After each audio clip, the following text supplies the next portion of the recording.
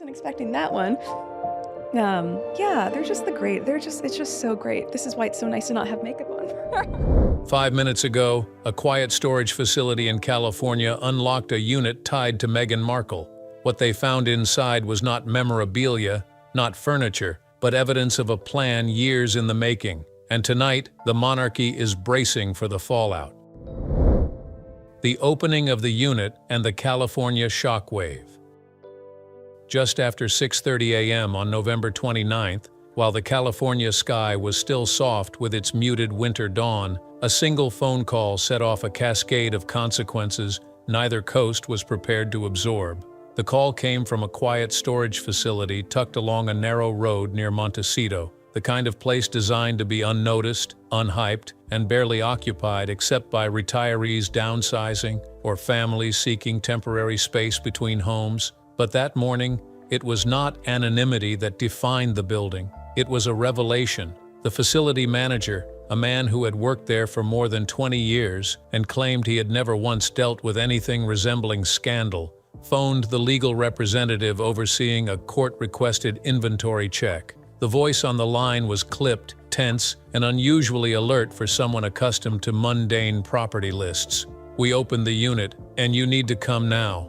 Within 40 minutes, 2 unmarked vehicles pulled into the lot, their tires crunching over gravel still wet from the coastal fog. A third vehicle arrived quietly, with tinted windows and a single passenger inside, someone not identified by name, but later confirmed to have ties to a high-level private security firm frequently engaged by celebrity clients. The storage unit in question had been rented nearly 4 years earlier, shortly after Meghan and Harry relocated to California. It had remained inactive for months at a time, accessed only by individuals who appeared irregularly, usually in the late evening or early morning hours. Nothing about it had raised suspicion publicly. California storage units hold millions of forgotten objects, but inside palace circles, the existence of that unit had been an open secret and a growing concern. Because from the earliest days of the Sussex departure there had been rumors persistent, quiet, but never fully dismissed that Meghan had kept certain materials from her time within the royal household. Not just personal belongings, but items that carried weight.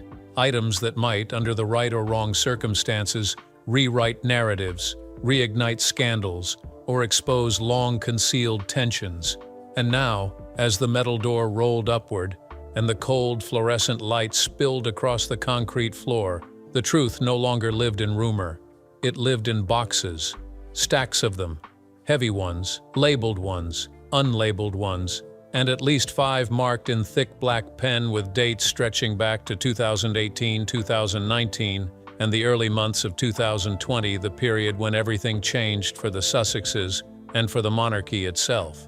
By 7 a.m., word had begun to spread, not to the public, not yet, but through private channels that carried more influence than any broadcast network. Calls moved quietly from Los Angeles to New York, from Washington to London.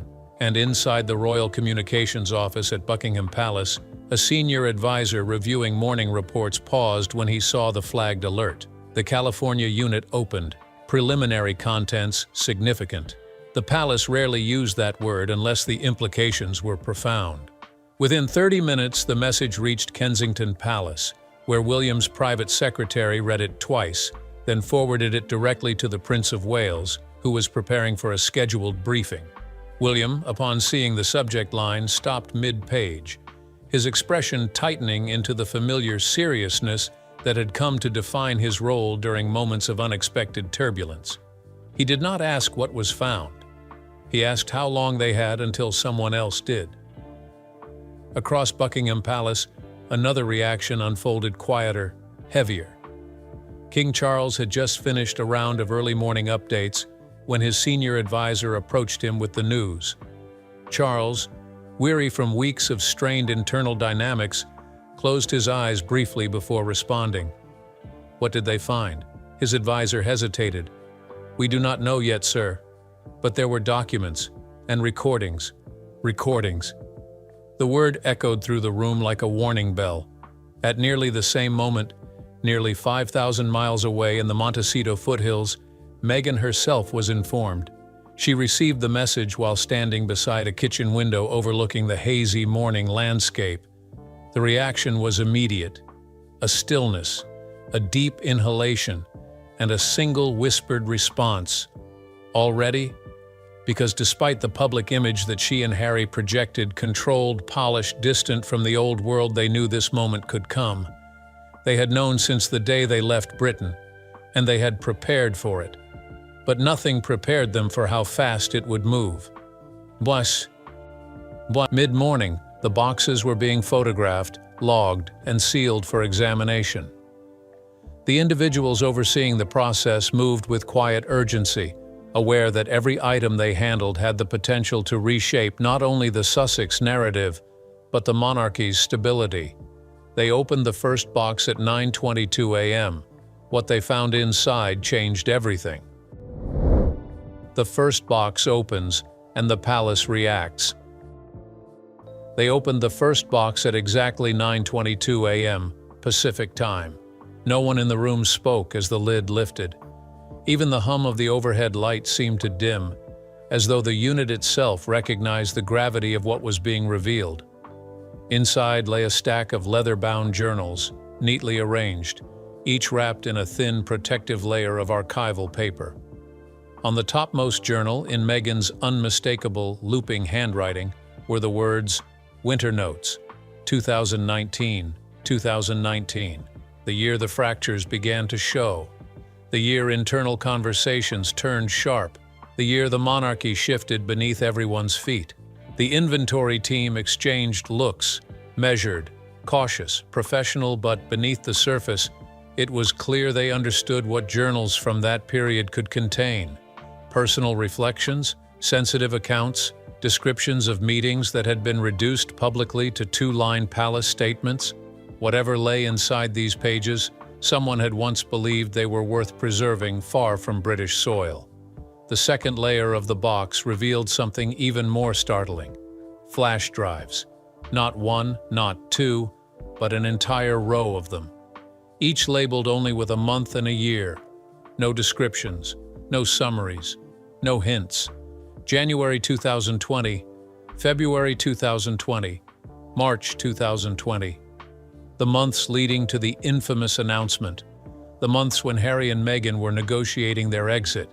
The months when palace staff whispered in corridors, when William and Harry were said to be barely speaking, when Charles was privately urging unity even as the institution braced for impact.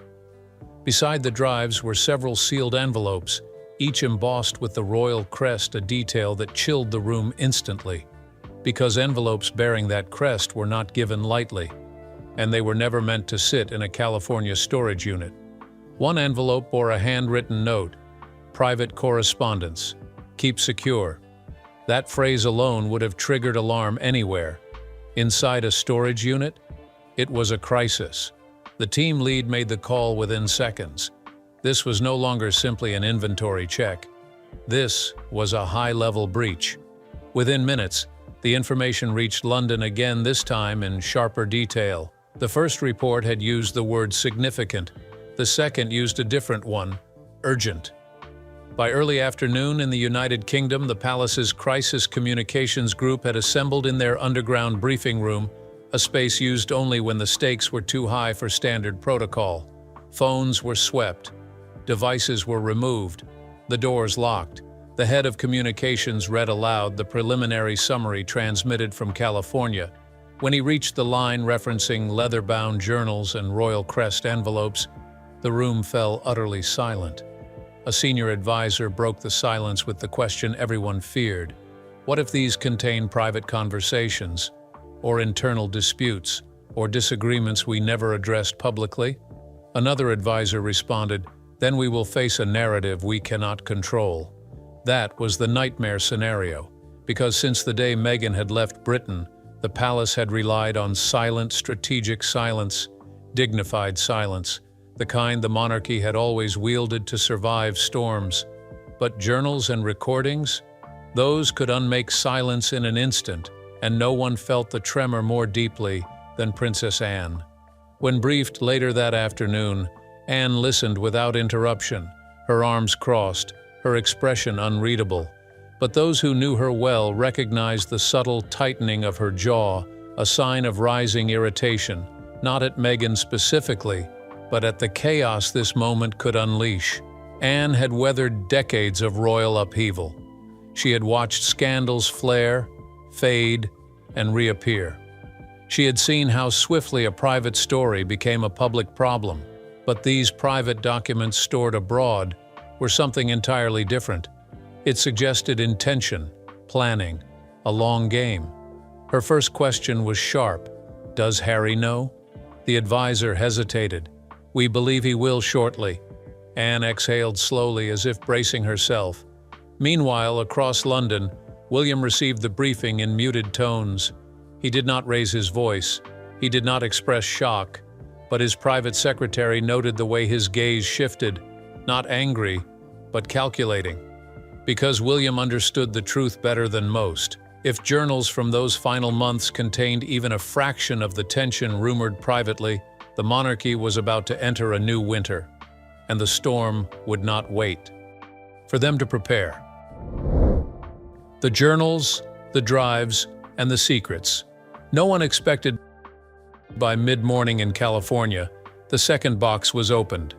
If the first box had been concerning, this one was explosive. Inside it lay folders, each organized with meticulous care. Meghan's team had always been known for its precision, but this was something beyond ordinary archiving. These were curated records, deliberate, intentional, and immediately recognizable to anyone familiar with the internal machinery of the royal household. Because these were not simply Meghan's belongings. These were palace documents, copies of schedules, meeting summaries, and internal briefing notes, some stamped private, some marked confidential, and others bearing initials of senior household officials. The inventory team paused, unsure whether to continue without additional authorization. But the instructions from the supervising attorney were clear. Catalog everything. Photograph everything. Do not interpret. Do not speculate. Still, speculation seeped into the air like fog. One folder stood out before any were even opened. A thick packet labeled Commonwealth Discussions, Winter 2019. Personal annotations included personal annotations. That phrase was enough to send a ripple of alarm back through the secure channels to London. Because winter 2019 was one of the tensest periods of the Sussex era, one filled with private negotiations, shifting expectations and disagreements over Meghan's emerging role within the Commonwealth project. It was a project the palace had hoped she would champion, a way of integrating her heritage, her global appeal, and the monarchy's long-term vision. But here was the uncomfortable truth the public never fully saw. Behind closed doors, the initiative became a point of friction, not unity. And now, in a California storage unit, sat records from those conversations that might reveal who supported Meghan's ideas, who resisted them, and who attempted to reshape the narrative entirely. When the supervising attorney saw the Commonwealth folder, he lifted it gently, as though afraid it might ignite. He placed it into a secure case separate from the others. But what truly changed the atmosphere was the discovery beneath the folders. A slim black recording device. Not new, not cutting edge. An older model, one easy to conceal, easy to overlook, easy to underestimate. It had been stored without batteries, wrapped carefully in cloth and placed beside a set of labeled USB drives that the team had not yet processed. The label beside it read, 2019, notations, not recordings, not transcripts, not audio logs, notations. The team lead froze.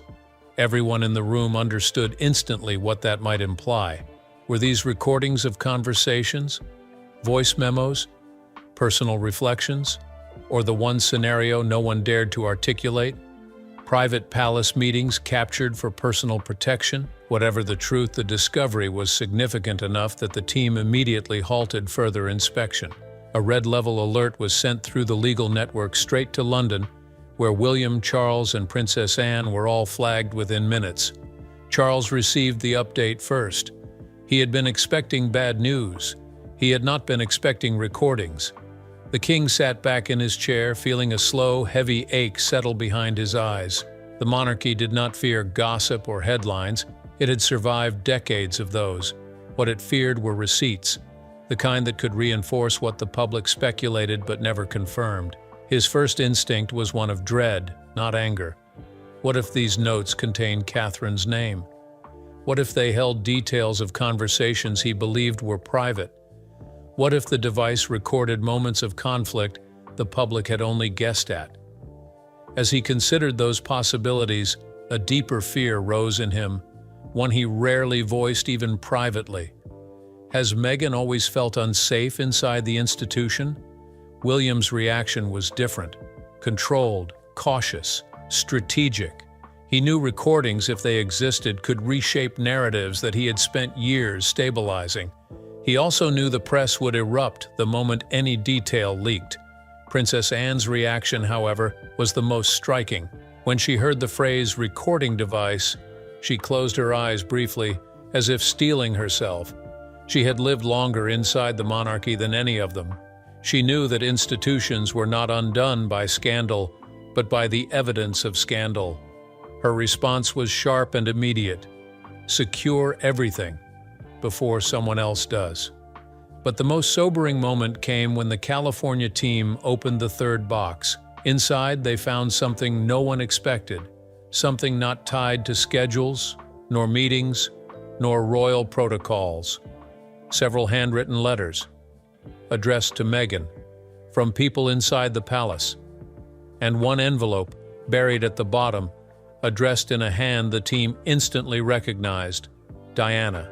It was not a letter from her. Of course, Diana had passed more than 2 decades earlier, but it was something connected to her legacy, something sealed, something saved, and something that, once opened, would alter everything that came after. The letters, the legacy, and the fear, spreading through the palace. For a long moment, no one in the California storage unit moved. The third box sat open, its contents fanned across the table like the aftermath of a secret history spilling itself into daylight. But it was the sealed envelope bearing Diana's unmistakable handwriting, curved, elegant, instantly recognizable to anyone over 50, that transformed a troubling discovery into a crisis. The inventory team froze, each person aware that they were looking at something that should not, by any measure of logic or protocol, be here. Diana's handwriting, in a storage unit belonging to Meghan Markle, in Montecito, in late November. The supervising attorney approached it carefully, lifting it with the kind of deliberate stillness usually reserved for objects far older, far rarer, far more volatile. There was no date on the outside, no subject line, just a name: Meghan. And that was enough to send a shockwave across the Atlantic faster than any official memorandum. Because the palace knew Diana's correspondence had been archived meticulously, tracked, catalogued, studied, sealed. For a letter to appear now, one the institution had never acknowledged, could only mean one thing. Someone had saved it privately, someone had passed it privately, and someone had ensured it reached Meghan. By early afternoon Pacific time, a fourth urgent alert reached Buckingham Palace. Charles, already shaken by the earlier message about recordings, read the new briefing while standing in his private study. The winter light outside was dim, weak, the kind that cast long shadows across old furniture. When he reached the line referencing a sealed envelope in Diana's hand, he stopped breathing for half a second. He whispered only one word: impossible. Because Charles knew Diana had been many things: charismatic, defiant, emotional, brilliant, but careless was never one of them. If she wrote to someone, it was intentional. If she preserved something, it had purpose. And if she passed something meant for the future, it carried meaning. He sank into a chair, rubbing the bridge of his nose while the advisor stood silently nearby. The king looked not frightened but heartbroken. "Not Meghan," he murmured. "Why Meghan?" He did not mean it as an accusation. but as a question that carried years of unresolved grief. If Diana had truly written something intended for Meghan, it complicated everything: his son's divide, the monarchy's tension, the public perception of Meghan as either threat or victim, depending on which side of the ocean one stood. William received the update minutes later. His reaction was quieter, steadier, but unmistakably grim. Diana's legacy was the one thing William guarded fiercely, sometimes protectively, sometimes possessively, but always with profound loyalty. The idea that a private letter from her had been circulating outside palace knowledge, outside archival preservation, outside the family entirely, that pierced something deeper than duty. When his private secretary finished reading the briefing, William asked a single question: "Has Harry seen it?" The answer was no. But the question itself revealed the center of the storm now forming. If the letter reached Meghan after Diana's death, Harry must have been involved or must have known someone who was. If it had reached Meghan before Harry even met her, the implications were staggering. Across Windsor, Princess Anne was briefed in her study, where the old stone fireplace glowed faintly with early winter embers. Anne read the summary slowly, then set the paper aside, her expression tightening into one of rare and unmistakable unease. Her voice, when she spoke, was low and edged with steel. "Whatever is in that letter cannot remain in California." Anne was not thinking of scandal. She was thinking of preservation. Royal archives were not merely boxes and shelves. They were the backbone of historical truth, the defense against revisionism, the only safeguard an institution had against the distortions of time. But in California, the reaction unfolding was entirely different. When Meghan learned about the discovery of the letter, her response was not shocking. It was sorrowful. She asked only one question, spoken quietly to the person on the phone. "Did they open it?" "No," came the reply. "Not yet." Meghan closed her eyes, releasing a slow breath, a breath not of relief but of inevitability, because she knew exactly what was inside. She had always known. Meanwhile, the California team continued cataloging the third box. Beneath the envelope addressed in Diana's hand were letters from senior palace figures, some warm, some cautious, some unreadable in tone. There were notes regarding notes regarding press strategies, private reassurances from certain advisors, and one particularly jarring item: a printed transcript from a phone conversation between two palace officials discussing Meghan's public reception during her first months in the family. The final line read, "She will need to be managed carefully." The room grew colder as they read it, because this was not a story of a difficult duchess or a strained family dynamic. This was the beginning of a pattern the world had suspected, a pattern the palace had always denied, a pattern that now lived in black and white on a sheet of paper sealed for years. One of the attorneys whispered under his breath, "This is bigger than we thought." He was wrong. It was far bigger. The rising panic, the palace divide, and Meghan's California decision. The fifth box was heavier than the others, not physically or emotionally. Everyone in the storage unit felt it the moment their hands touched the cardboard.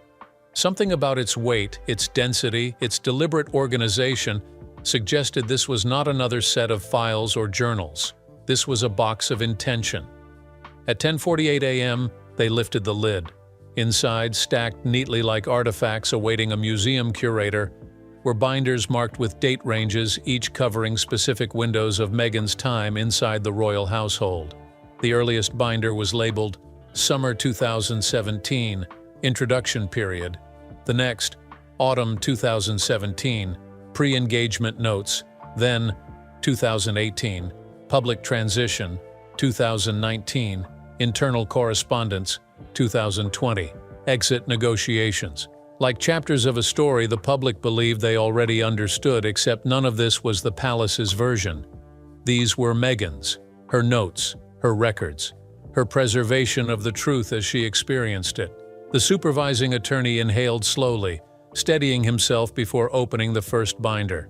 Inside were laminated copies of press briefings, internal emails, and pages of Meghan's handwritten annotations, filling the margins in careful, controlled script.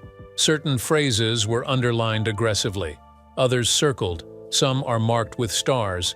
A few were annotated with short, devastating comments, not accurate. This was said privately, not publicly.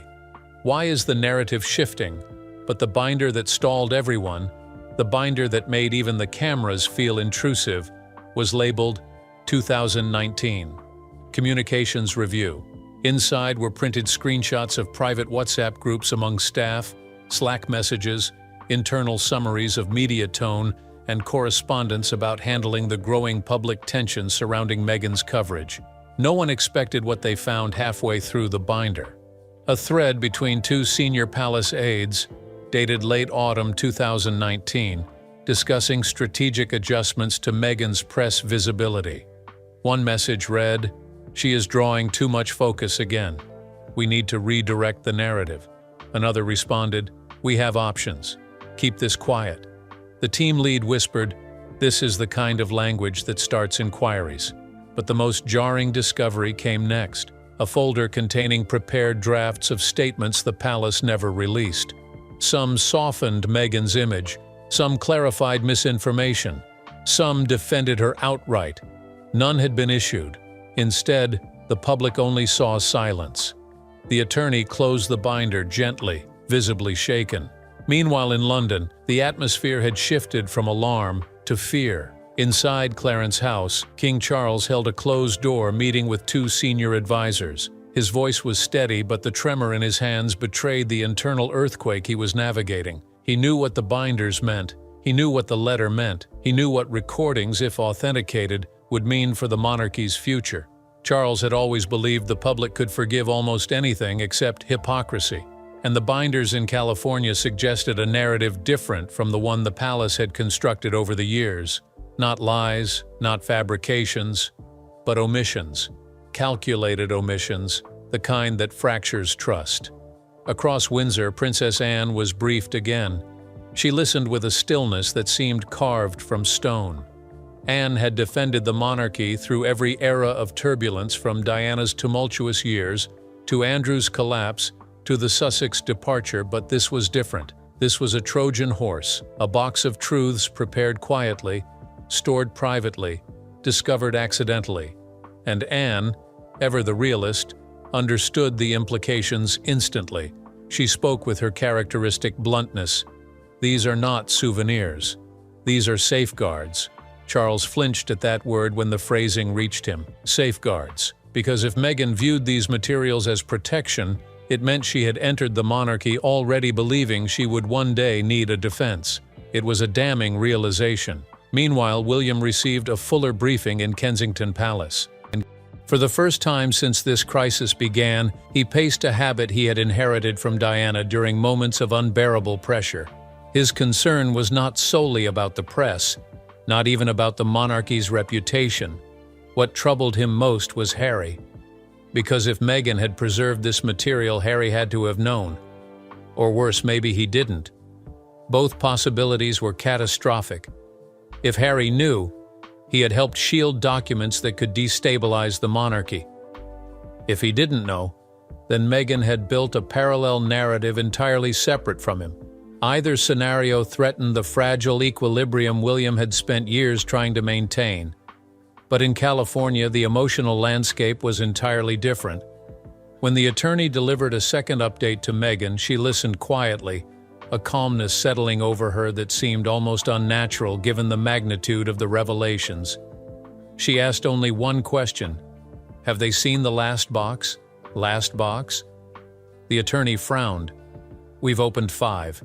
There are 6. Meghan exhaled gently as though confirming something she had long anticipated. Then she said, "The last one isn't mine." A beat of silence followed. The attorney asked, confused, "Whose is it?" Meghan paused. Her answer was soft, measured, and devastating. "Harry's." That sentence changed everything, because if the 6th box belonged to Harry, if it contained his notes, his timeline, his correspondence, his personal reflections from the years the brothers' relationship fractured, then the crisis unfolding was not merely a Meghan story. It was a royal story, a succession story, a future of the monarchy story. The attorney asked whether opening the sixth box would complicate matters. Meghan replied, "It won't complicate things, it will explain them." Thousands of miles away in Buckingham Palace, Charles felt the shift in the air before anyone even spoke the words aloud. This was no longer about Meghan's storage unit. This was about the truth everyone had feared was coming. Harry's box, the fracture within, and the California reckoning. The sixth box was smaller than the others, almost unassuming, tucked against the back wall of the storage unit, as though it had been placed there last, perhaps even reluctantly. But the label on the front was unmistakable. It was Harry's handwriting, untidy, rushed, uneven in pressure, the script of a man who had always carried too much emotion in his grip. It read, "Private, do not open without me." The supervising attorney hesitated. This was the first box that presented a human dilemma rather than a legal one. At 11:59 a.m., they opened it. Inside were folders, but unlike Meghan's meticulously organized binders, Harry's materials were scattered, inconsistent, some pages dog-eared, others marked with smudges or hastily scribbled notes. This was not archival preservation. This was heartbreak in paper form. The first folder they lifted was labeled, "William, 2014 to 2020. The room went still. Inside were printouts of messages exchanged between the brothers during the period when Harry's anxiety was worsening, when public attention was becoming suffocating, and when Meghan had not yet entered the picture. Messages filled with warmth, with annoyance, with brotherly teasing, but also later, messages lined with tension. One page was marked with Harry's handwriting. This is when it changed. The inventory team exchanged uneasy glances. This was no longer simply a question of palace transparency. This was the anatomy of a fracture. Beneath that folder lay another one. Father. Inside were letters Harry had written to Charles, some never sent, some with Charles's responses attached. These were not political documents or strategic communications. These were personal. A son reaching for a father he felt slipping away, a father struggling to balance love with duty. One line, written in Harry's hand, was circled 3 times. "I can't be the spare if the role costs me myself." The attorney closed the folder briefly, allowing the weight of those words to settle. Then he continued.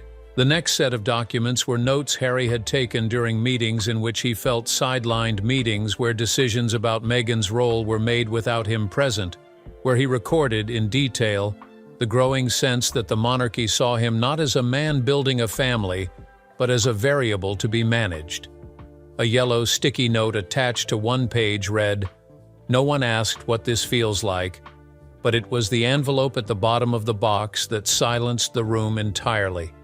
A plain, unmarked envelope, sealed not with tape, but with wax, red wax. The imprint, a single letter. The supervising attorney swallowed. Diana. No one spoke as he lifted it. No one breathed as he examined the seal. No one dared suggest opening it without authorization, because this was not just a relic. This was a message. Whether Diana wrote it years ago and saved it for her sons, or whether it had been part of another legacy passed to Harry after her death, the meaning was unmistakable. It belonged to a mother, a future king, and the son who had spent his entire adult life trying to understand the wounds she left behind. At that same moment, across the ocean, the palace was unraveling in ways no one could contain. Inside Kensington Palace, William received confirmation that Harry's box contained personal correspondence. His shoulders stiffened, his jaw set, and for the first time since the crisis began, an expression of grief, not anger, crossed his face. Because whatever those documents held, they would tell Harry's story in his own words, unfiltered, unedited, unprotected by the palace machinery. And William knew what that meant. Harry had not just preserved memories, he had preserved evidence of the closeness they once had, the distance that grew between them, and the choices that had pushed them onto diverging paths. At Clarence's house, Charles responded with something between heartbreak and resignation, a father's sorrow, not a king's. He understood now that the California discovery was not an attack. It was not a threat. It was a record of what the monarchy had asked of its sons, a record of failures on all sides, a record of years spent trying and failing to hold a family together while holding a kingdom upright. Princess Anne, briefed last, responded in the only way she knew how, with clarity. Her words were blunt, brutal, true. This is the moment we feared. Not because of the scandal, because of honesty. Back in California, Meghan stood alone in her kitchen, hands resting lightly against the counter as she listened to the update. The attorney told her Harry's box had been opened, despite the warning written on its lid. She nodded slowly, not with surprise, with acceptance. She whispered, then the truth was always going to surface. The crisis was no longer about missing documents or unexpected discoveries. It was about legacy. It was about a fracture. It was about two brothers divided by time, pressure, and narratives neither fully controlled. And now the world would see pieces of that fracture, pieces they were never meant to see. In the quiet after the storm, the boxes in California stood like unsealed chapters of a family history, long buried beneath duty and silence. What Meghan kept, what Harry preserved, and what the palace feared now hang in the balance, reshaping a legacy the monarchy can no longer contain or control.